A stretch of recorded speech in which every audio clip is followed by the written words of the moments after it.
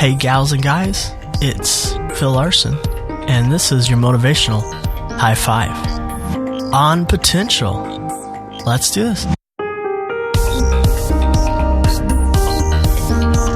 In some of the circles that I've grown up in, if you weren't being all that you can be, or your life wasn't bearing enough fruit, as they say, you could be made to feel guilty. And there's this quote that sometimes does work, and sometimes it's good to hear, but I'm not so sure that it's always accurate. And the quote is, if you're not growing, you're dying. And that can be kind of discouraging sometimes. But is there a state where you're neither growing nor dying? And I believe it was my wife that asked one of our science friends, is there that sort of state? If you think of trees or plants, and yeah, if they're not growing, then maybe they are dying. But think of the state in which a plant is before it grows. It is a seed. And now, is a seed growing or dying? No, it is neither. So what is this state that it's in as it's a seed? And our friend has said it's a dormant state. And in dormant states, what you have is potential. You have potential for a future, for growth, for a new thing. There's an ancient Chinese proverb that goes something like this. The best time to plant a tree was 20 years ago. The second best time is now. What is a dream that you had 20 years ago that never came to fruition? What is a dream that you had 5 years ago? What dream do you have deep inside you that is dormant, that could, if given a chance, be realized someday and grow and become an awesome redwood? You see, in order for a seed to grow, some things need to happen. There needs to be first good soil. There needs to be watering of the seed.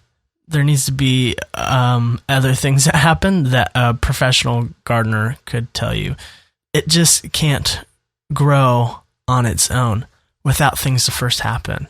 So this dream that you're thinking of, that you had at one point in your life, that for some reason the world or circumstances either forced their way in or you let get in the way and the dream got lost. In order for a seed to grow, there needs to be good soil. And maybe for a dream to be re-energized, some foundational changes need to occur. Maybe you need to get out of an abusive relationship. Maybe you need to give up an eating disorder or some other addiction.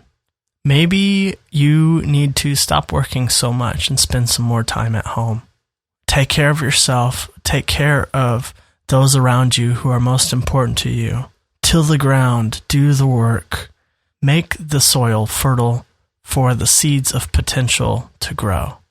Because seeds, they will remain dormant among rocks. And if you're too hard-headed or you have a heart of unforgiveness towards someone, your soil is not fertile and your potential will not be realized. Pray for a soft heart and open mind. And when I say pray and you get all offended, well, you need to pray for a soft heart and open mind. Because that dream that's inside you, that deep dream that's been a part of your life, that you dreamt maybe in your younger years, it's still there. The seed is still dormant and can grow. It can grow. Start the dream again. Maybe 30 years after the fact, but better late than never. And here we are, to the end of the show, the part where we tell ourselves positive things, and we begin to rewire ourselves to believe these positive things as a way to override the negative narratives that we've chosen to believe about ourselves. So wherever you are, when you're in a safe place, bring up a mirror, put your phone to selfie mode, pull over, look into the rearview mirror, look at yourself, remember the dreams, imagine the potential. Remember, the best time to plant a tree was 20 years ago. The second best? Today. My phone's up, I'm looking at myself, And will you say these things with me? Will you say this? I contain seeds of unfathomable potential. Go for it.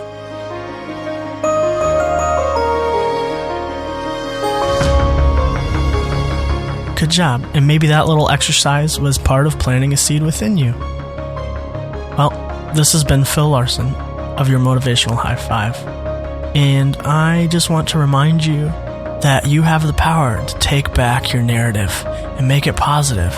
Nobody else does. If you feel like, well, this person really messed me up, then take it back for yourself. Do you want to get healthy? That's the question we have to answer, because it starts with you.